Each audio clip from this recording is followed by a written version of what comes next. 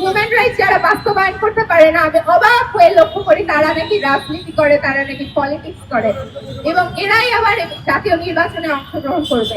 যারা বাংলাদেশের মানুষের হিউম্যান রাইটস, যে বেসিক রাইটস গুলো আছে সেগুলা, সেই রাইটস গুলোকে ফুলফিল করতে পারে না, তারা আবার জাতীয় নির্বাচনে অংশগ্রহণ করবে। এবং এই বাংলাদেশে নারী অধিকারের কথা বাদ দিলাম, একটা যে হিউম্যান রাইটস আছে সেই হিউম্যান রাইটসটা কিন্তু বাস্তবায়ন হইতে আমরা দেখছি না। তাতে বারবার প্রতি সপ্তাহে মোটামুটি আমাদের একটা বিষয় নিয়ে কথা বলতে হয়, সেটা হলো সাইবার অ্যাটাক নিয়ে। কিছুদিন আগে আমি যেমন করে ইসলাম মেঘনা, আমার আইডিটা 17 দিনের মতো সাসপেন্ড করা হয়েছিল টেরোরিস্ট উপাধি দিয়ে।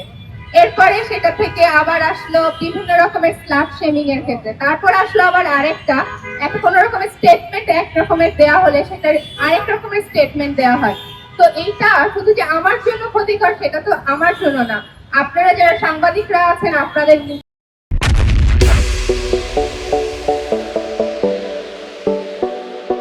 যে মিডিয়া হাউসগুলো আছে সেই মিডিয়া হাউসগুলো আসলে প্রশ্নবিদ্ধ হয় যে আসলে আপনারা কি সংবাদ প্রকাশ করেন।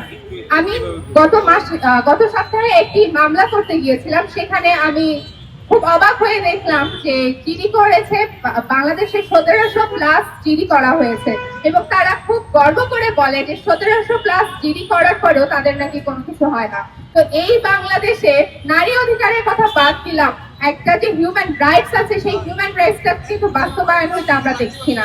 এই হিউম্যান রাইটস যারা বাস্তবায়ন করতে পারে না, আমি অবাক হয়ে লক্ষ্য করি তারা নাকি রাজনীতি করে, তারা নাকি পলিটিক্স করে, এবং এরাই আবার জাতীয় নির্বাচনে অংশগ্রহণ করবে। যারা বাংলাদেশের মানুষের হিউম্যান রাইটস, যে বেসিক রাইটস গুলো আছে সেগুলা, সেই রাইটস গুলোকে ফুলফিল করতে পারে না, তারা আবার জাতীয় নির্বাচনে অংশগ্রহণ করবে, এবং তারা আবার সেই দেশ তাদেরকে আবার মেনে নিবে। বিষয়গুলো আসলে খুবই অপ্রাসঙ্গিক।